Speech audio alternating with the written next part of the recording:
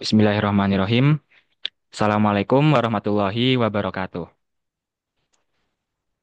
Pemirsa TV, kembali lagi di Kabar TV bersama saya, Muhammad Firdaus Haikal, sebagai host dari Kabar TV yang berjudul Mencabut Subsidi, Mengorbankan Rakyat Kecil, di Mana Keadilan. Pemerintah memberikan sinyal jika ojek online tidak berhak menerima bahan bakar minyak bersubsidi. Menteri Energi dan Sumber Daya Mineral (ESDM) Bahlil Lahadalia berdalih ojol merupakan kegiatan usaha sehingga tidak masuk kriteria penerima BBM bersubsidi. Target sasarannya adalah kendaraan plat kuning atau transportasi umum. Artinya, ojol akan dilarang membeli pertalit dan biosolar yang selama ini harganya murah karena disubsidi pemerintah. Mengapa ojol yang menjadi tulang punggung ekonomi rakyat kecil tidak dianggap layak menerima subsidi BBM? Ada alternatif yang lebih terjangkau bagi mereka. Bukankah kebijakan ini justru membebani rakyat kecil yang bergantung pada ojol sebagai mata pencaharian? Untuk membahasnya, kami terhubung dengan Direktur TV The Economic Future Institute, Bung Yuana Triutomo. Assalamualaikum, Bung Yana. Waalaikumsalam warahmatullahi wabarakatuh, Bung Oke, Hekal. Alhamdulillah, Bung. Jadi gini, Bung. Mengapa ojol yang menjadi tulang punggung ekonomi rakyat kecil tidak dianggap layak menerima subsidi BBM? Apakah pemerintah mengabaikan jutaan pengemudi ojol yang menggantungkan hidupnya pada BBM bersubsidi? Baik, Bung Hekal.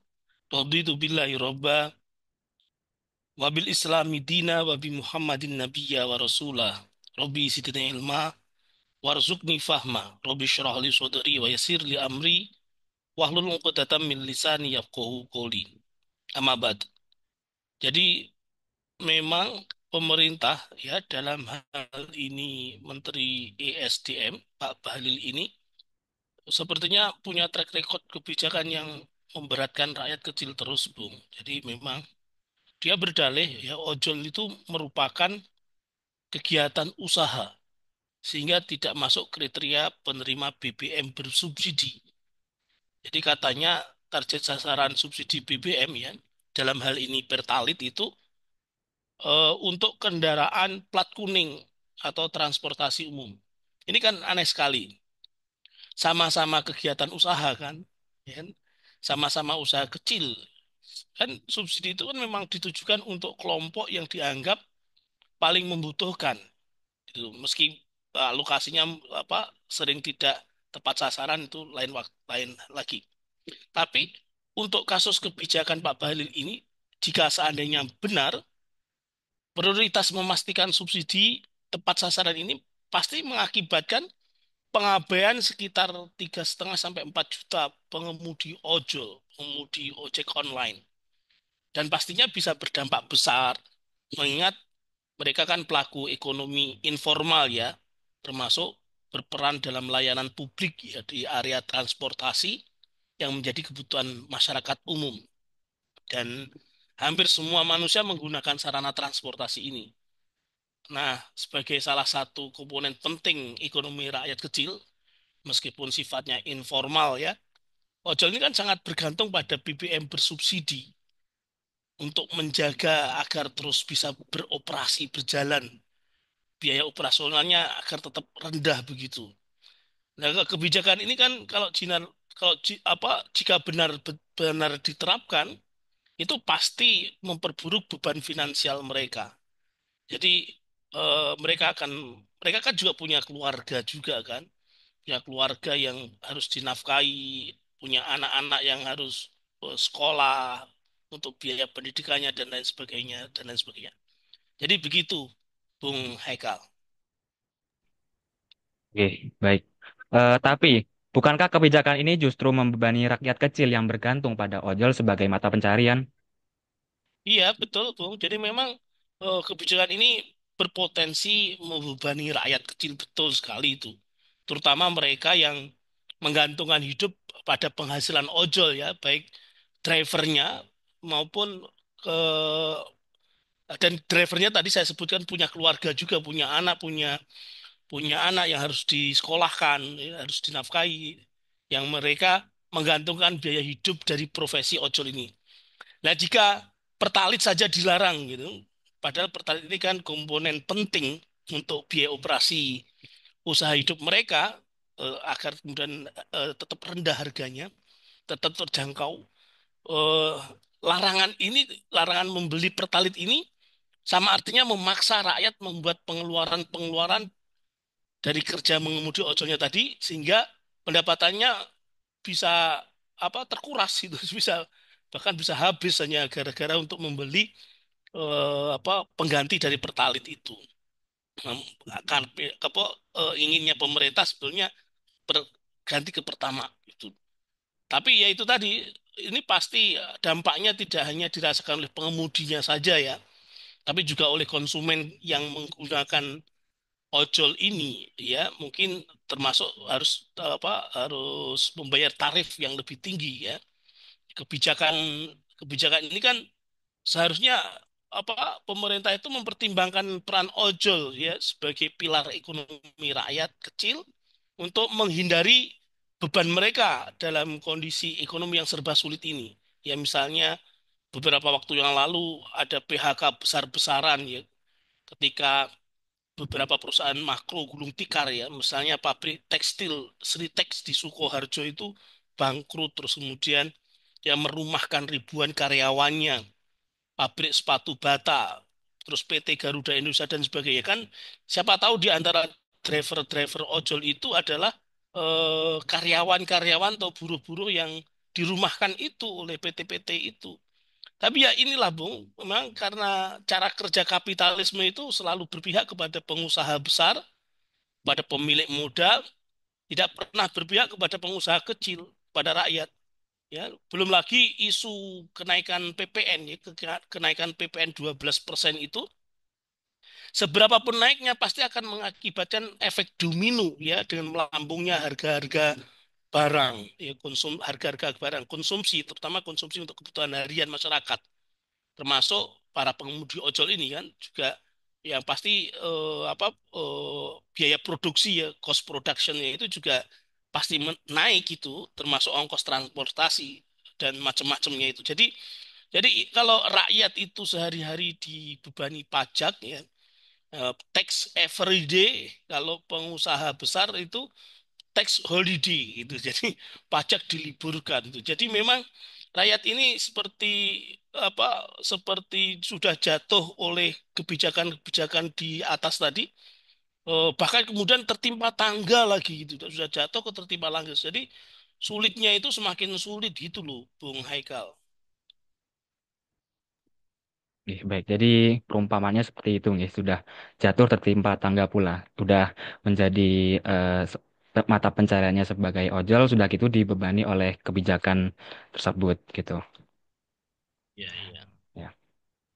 Oke, pertanyaan berikutnya, apakah pemerintah sudah mengukur dampak kebijakan ini terhadap inflasi dan harga transportasi, dan apakah pemerintah memiliki solusi konkret untuk meringankan beban ojol jika subsidi BBM dicabut? Ya, pemerintah ini kan kemungkinan besar tidak bermaksud mengabaikan keberadaan ojol ya. Secara langsung tentu tidak tidak bermaksud mengabaikannya, tetapi lebih berusaha mengarahkan agar subsidi BBM ya, dalam hal ini Pertalite itu bisa jatuh pada kelompok tertentu yang dianggap lebih membutuhkan atau sesuai dengan kriteria kebijakan. Tapi ya itu tadi, ojol ini kan tetap saja memainkan peran penting dalam ekonomi informal. Jadi ojol ini kan juga mendukung jutaan masyarakat kecil yang bergantung pada layanan mereka kan, baik sebagai pengemudinya maupun sebagai konsumennya. Sehingga potensi inflasi ya, akibat tingginya harga barang-barang konsumsi, tingginya biaya produksi ya, termasuk ongkos transportasi, ini sangat terbuka lebar ya. Kenaikan biaya operasional ojol itu itu bisa memicu peningkatan tarif layanan. Kemudian berdampak pada sektor lain ya, seperti logistik, konsumsi masyarakat ya, itu dan sebagainya. Jika kebijakan ini tidak disertai solusi, efek domino itu pasti akan merambah ke sektor ekonomi informal ya, dan sangat signifikan itu bisa mengakibatkan inflasi itu terjadi. Ya, misalnya pemerintah memang idealnya mengukur dampak ini secara rinci ya. Solusi seperti apa harusnya intensif pajak, harusnya pajaknya itu diliburkan seperti pengusaha itu, tapi justru malah dinaikkan itu kan aneh itu kan. Kemudian mungkin juga perlu subsidi khusus ya, khusus untuk bantuan langsung tunai BLT untuk pengemudi ojol misalnya itu. Tapi ya itu tadi, ini kan problemnya sifatnya sistemik gitu loh Bung. Jadi akibat penerapan sistem kapitalisme itu, padahal kan pemerintah itu kan seharusnya riayah syu'unil ummah, riayah sunnah ummah dengan syariah Islam itu. Kan ada hadis al-imamu ra'in wa huwa mas'ulun an ra'iyatihi. Jadi nampak sangat tega sekali gitu loh kalau pencabutan subsidi ini benar-benar dijalankan itu. Jadi aroma kapitalisme itu sangat menyengat gitu karena bagaimanapun juga kalau kapitalisme ya subsidi itu dianggap kurang efisien eh, maka kemudian dicabut. Kenapa? Karena tidak efisiennya subsidi itu bisa mendistorsi harga pasar itu. Jadi, padahal kan subsidi itu kan tanggung jawabnya apa tanggung jawab tugas dan tanggung jawabnya negara melalui kebijakan pemerintah itu, Bung Haikal. Oke, baik. Jadi solusi konkret untuk satu masalah ini sebenarnya kan eh, kurang apa ya, kurang bisa menutupi berbagai rentetan masalah yang dibaliknya juga. Jadi memang solusi konkretnya adalah benar-benar ke akarnya, yaitu ke sistem kapitalisnya begitu, nggih. Iya, harusnya kapitalisme tidak dipakai di negeri ini gitu. Harusnya sistem ekonomi Islam. Nggih. Baik. Bagaimana keadilan kebijakan ini jika subsidi tetap diberikan pada plat kuning, tetapi tidak untuk ojol yang melayani masyarakat langsung? Ya, keadilan yang seperti apa, Bung? Ini kan aneh gitu loh. Jadi memang memang karakter kapitalisme itu memang begitu. Jadi tidak apa di atas tadi sudah saya jelaskan ya. Jadi kebijakan memberikan subsidi itu termasuk subsidi BBM ya atau lebih detailnya adalah Pertalite tadi itu tugas dan tanggung jawab negara harusnya itu melalui pemerintah kepada semua rakyatnya, baik yang kategori plat kuning maupun yang bukan plat kuning, termasuk ojol ini ya. Kan mereka sama-sama bergerak di sektor layanan publik ya, di angkutan umum, di transportasi. Kan ini sudah clear, Bung. Sehingga plat kuning maupun ojol itu sama-sama melayani masyarakat di sektor transportasi sebagai solusi transportasi masyarakat gitu. Mereka kan memiliki fungsi yang sama. Harusnya adil itu loh di poin ini itu. Jadi tidak pandang bulu apakah plat kuning maupun bukan plat kuning karena sama-sama melayani kebutuhan masyarakat di sektor transportasi ini, ya kasih semuanya itu subsidi selain sebagai tugas dan tanggung jawabnya memang keniscayaan begitu itu. Harusnya begitu pola pikirnya itu. Tapi kan kelihatannya cara pandang Pak Bahlil ya sebagai Menteri ESDM ini membuat kebijakan layaknya bisnis dengan rakyatnya gitu loh. Mana yang menguntungkan? Apalagi kalau untungnya itu banyak terus kemudian banyak yang disubsidi, ya ambil ya keuntungan itu. Tapi kalau ada rakyat yang membantu layanan publik juga, namun dipandang tidak menguntungkan, ya tidak usah disubsidi. Kan eh, istilah saya itu jadinya membagongkan gitu loh, Bung. Ya, tapi ya inilah paradigma kapitalisme yang kemudian apa kata tidak adil itu jadi muncul gitu loh. Harusnya kan mempertimbangkan realitas peran ojol ya sebagai pendorong ekonomi non formal, alat mobilitas masyarakat kecil ya, dia memiliki peran yang sama dengan plat kuning. Kemudian subsidi itu harus keluar dari APBN gitu kan. Maka eh, kenapa ya anehnya itu ini, kenapa pemerintah dalam hal ini Menteri ESDM ya, Menteri Energi Sumber Daya Mineral itu kok tidak melirik tambang-tambang mineral yang begitu melimpah ya, yang dirampok oleh swasta bahkan swasta asing itu Bu. Jadi misalnya ya emas, perak, tembaga, nikel, biji besi dan sebagainya. Kalau kita lihat, saya ada data itu dari biji besi saja ya harga per tonnya itu tuh 30,5 US dollar. Itu kalau diolah menjadi high purity nickel itu bisa meningkatkan nilainya menjadi 796 kali lipat. Itu kan sangat melimpah sebetulnya kan. Belum dari perak, belum dari emas dan sebagainya. Jadi APBN kita kalau Menteri ESDM ya atau kemudian kalau sistem ini menggunakan sistem ekonomi Islam itu akan surplus surplusnya gitu Bung Hekal itu tapi ya aneh betul memang paradigma pembangunannya itu kapitalistik itu makanya kemudian kenapa nggak melirik sistem ekonomi Islam itu pertanyaan yang besar sampai sekarang belum terjawab itu. Baik, jadi harusnya ada pemerataan subsidi ya terhadap eh, layanan jasa masyarakat, layanan masyarakat di bidang transportasi, entah itu formal maupun non formal.